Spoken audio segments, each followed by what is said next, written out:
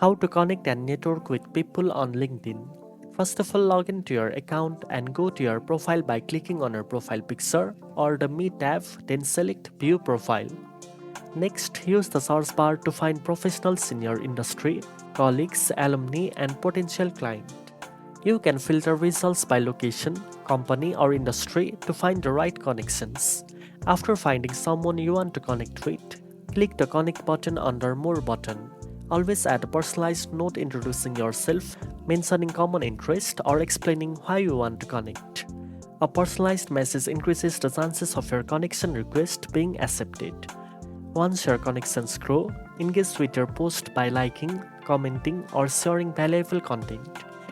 Join relevant LinkedIn groups, participate in discussions, and share your own insights to build your professional presence.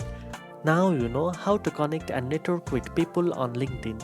If you found this video helpful, don't forget to like, share, and subscribe for more career tips. Thanks for watching, and I'll see you in the next one.